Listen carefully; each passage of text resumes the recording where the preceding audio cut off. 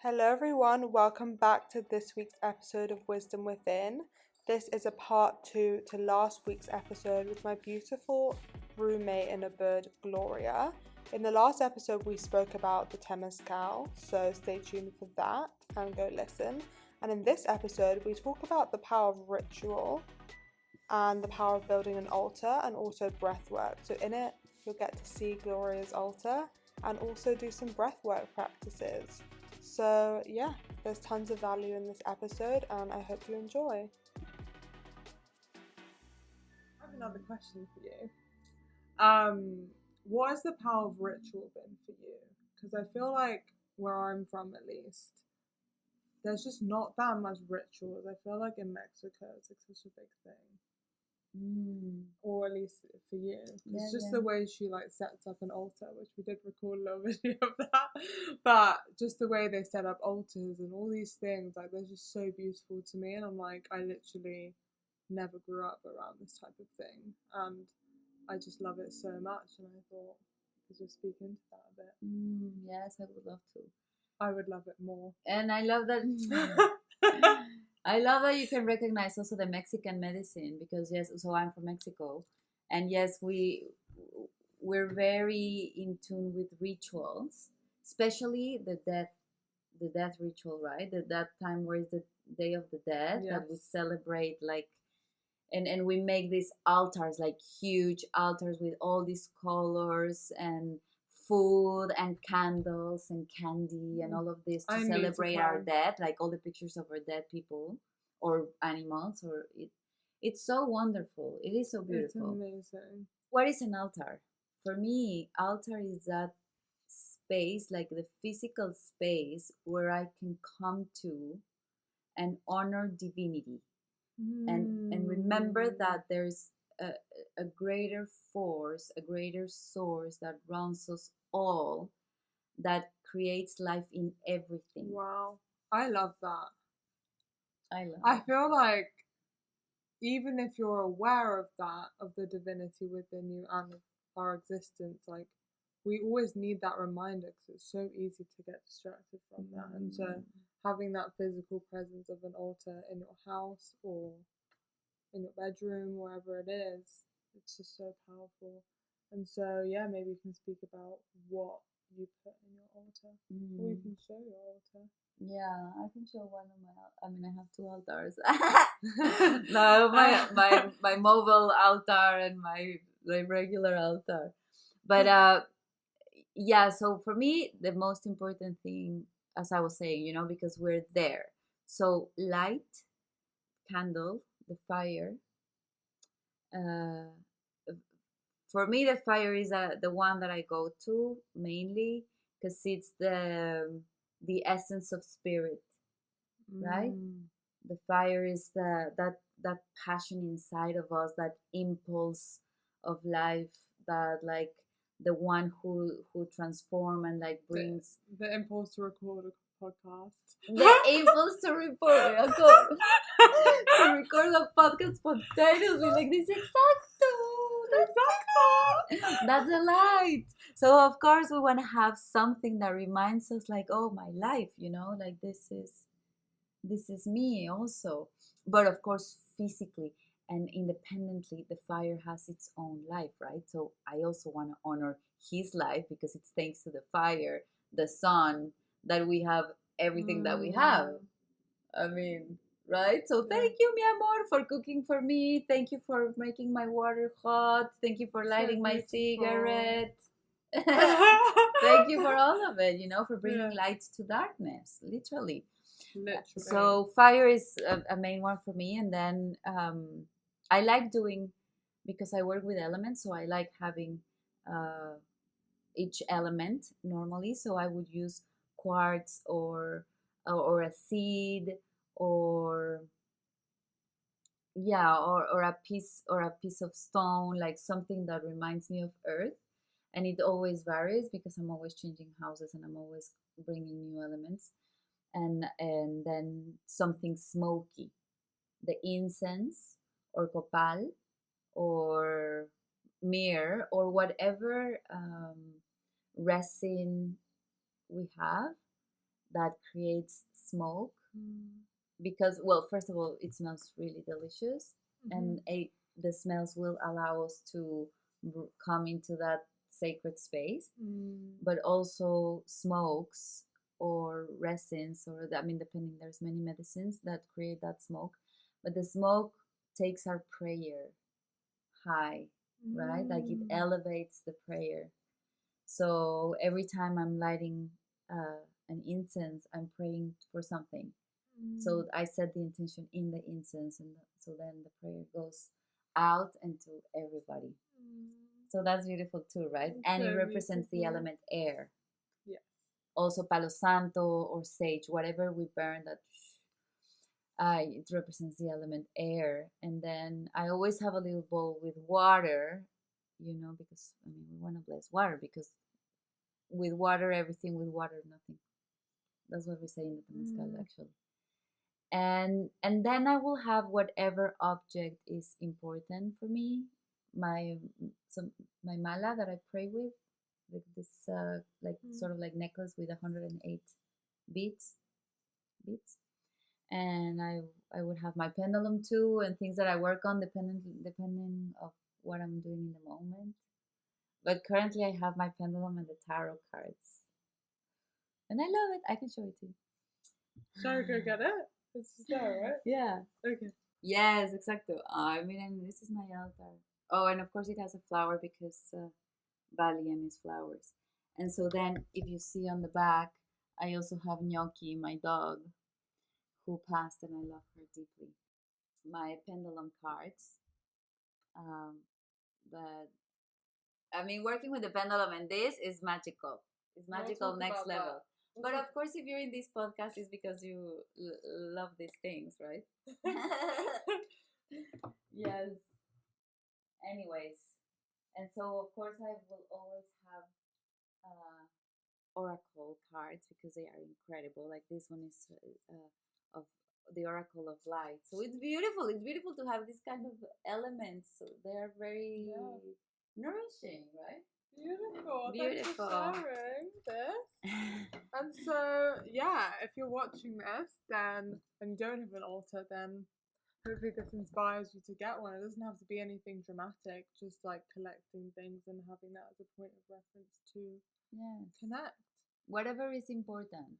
Yeah. So I would always recommend to have a candle and incense. The rest is you do whatever feels good for you. Like in that one, in this back one, I have all my feathers, and I have my instruments too, and I have a little cow.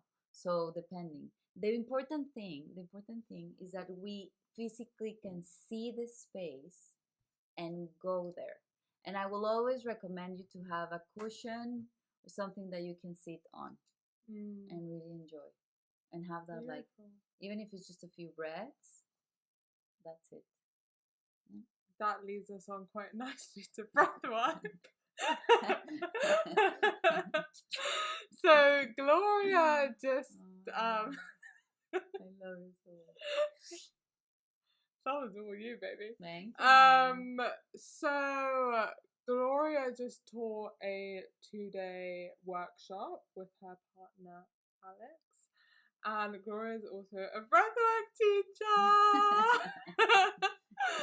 So, for those of you who have not delved into breathwork with Gloria, or at all, maybe you can speak a bit about what the power of breathwork is. Thank you for all your questions. It's amazing. It's amazing. That's like the job of a podcaster. So yes, thank you. Thanks. I love you. Okay. You. So, well, yeah, first of all, if you've never experienced breathwork, you have to. But then, of course, if you want to experience it with me, even better, because I'm super cool. So, well, obviously, we'll speak at the end, but she does online sessions.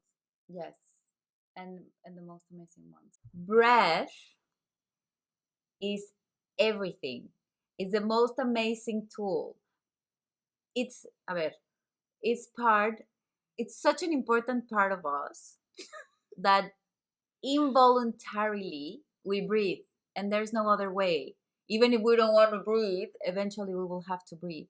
But it's so amazing that we can also influence on it, which not all the functions of the body have these two ways, yeah, the involuntary system and the voluntary system. Breath is the one that like we can actually like manage and manipulate and like use for our benefits, right? So breath work itself is the practice of consciously breathing in a certain way, in a certain rhythm, and either through the nose, through the mouth, or mixing, right? So there's many kinds of breath work. I like focusing on the chaotic, intense, and most incredible, because it's psychedelic and it makes you high, breath work. What else? I love it.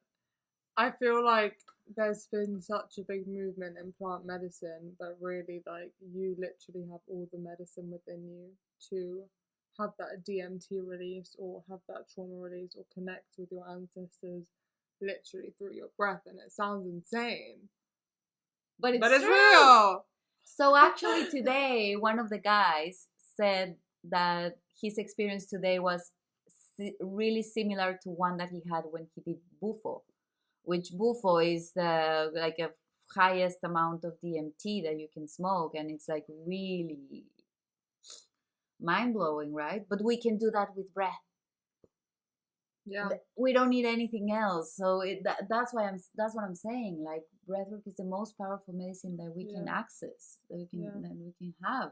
Also because it's everywhere. We can do it at any moment. Exactly. Okay, depending the intensity, right? But we're breathing all the time. Yes. Just by consciously putting attention into your breath, your nervous system relaxes. You can observe your mind. You oxygenate yourself better. Your digestion changes.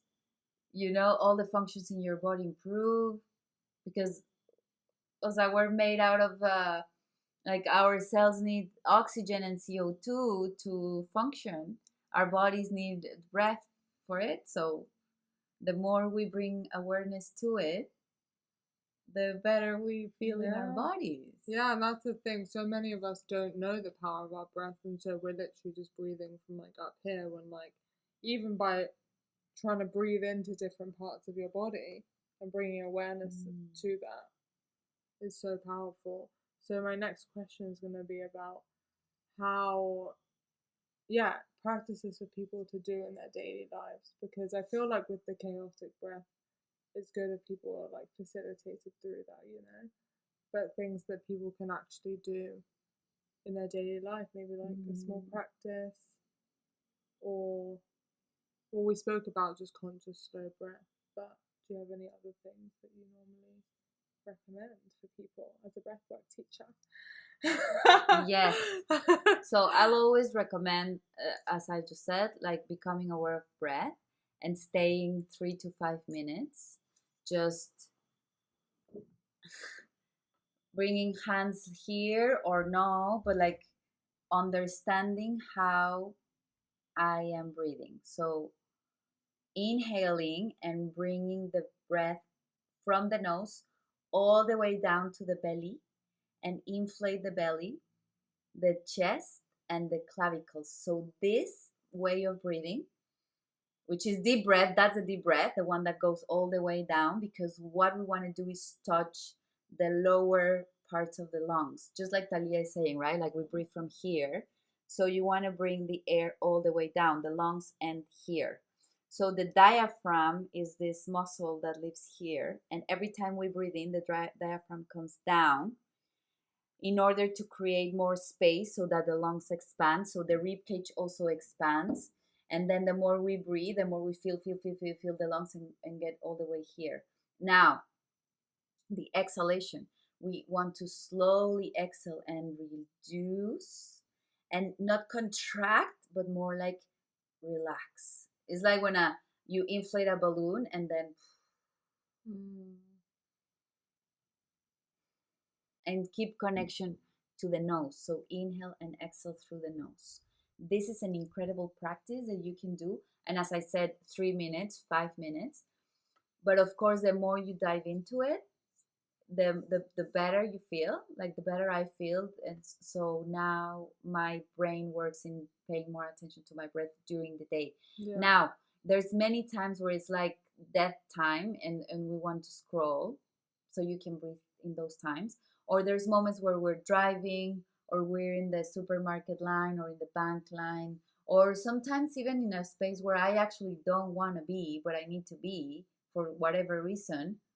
I'll come to my breath and I'll do this, and it's wonderful. So you can actually inhale 3 to 5 seconds. It doesn't even have to be much, right? But you want to bring your hands here or here, as I said, so that you can physically experience the movement. Also, maybe we can do one. So bring your hands to your rib cage or to the chest and belly, as I was saying. And now empty your lungs. Exhale, exhale, exhale, exhale all the air out. And now take a deep breath through the nose, but slow. 1, 2, 3. And then exhale.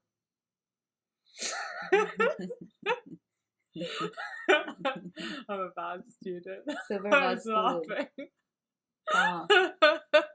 Now you want to go deeper. You want to experience something else. Okay, then you breathe in 3 seconds, 5 seconds.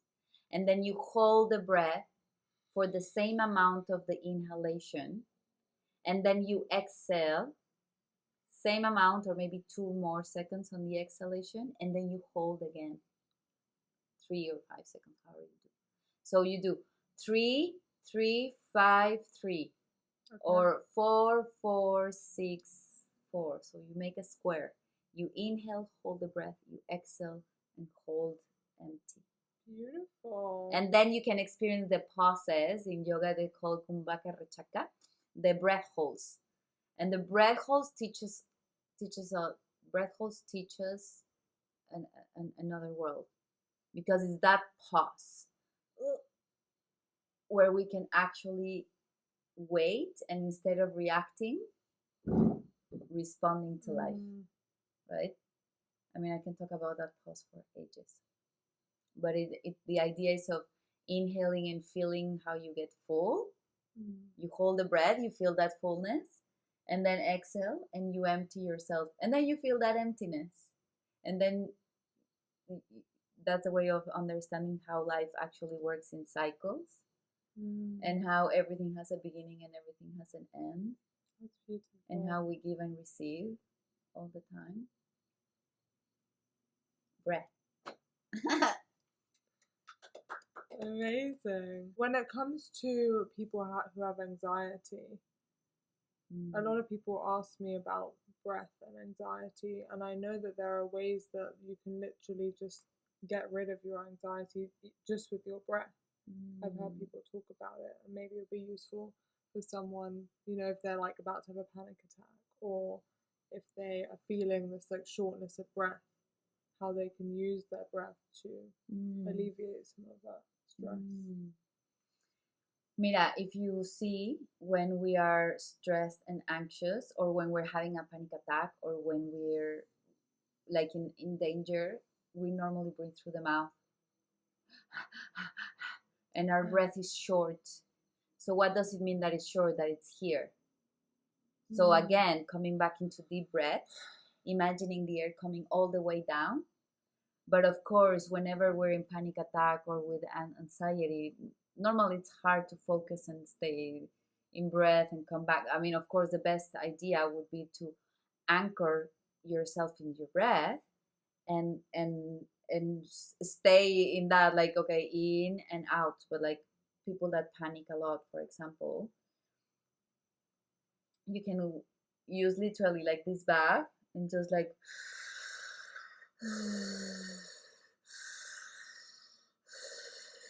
and just by staying here and listening to the breath, it creates a calming effect. So either breathing like through the nose and really trying to expand the inhalation and relax.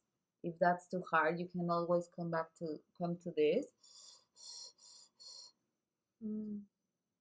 And also, I feel like anxiety and stress have a lot to do with boredom. and with the fact that we're actually not doing what we fully want to do. And there's like a lot of energy within the panic attack or the anxiety. It's a lot of energy kept in the body. So exhaling and using sound will always be a really incredible tool. So either screaming or just making sounds, or even like moving the hands or hitting the bed or whatever way of releasing, shaking, or Yeah. This can also really help with anxiety, right, and stress. And Yeah, panic because attacks also. it's just trapped energy a lot of the time, and sound and all these things are such powerful ways to. I like never do my podcast not on Zoom. So it's like so fun to like touch people while I talk to them. Anyway, what was I even saying? I got distracted. Bye. I hope you all got a lot from this episode. As always, I loved hearing your biggest takeaways and what you gained and what you start to implement based on what was sparked or inspired by these conversations. In the next episode, we talk about Gloria's journey from being a lawyer to her awakening. So stay tuned, it's amazing. We go into all things related to love and life and connecting with your body. And so, yeah, enjoy that and enjoy the rest of your day. See you next week.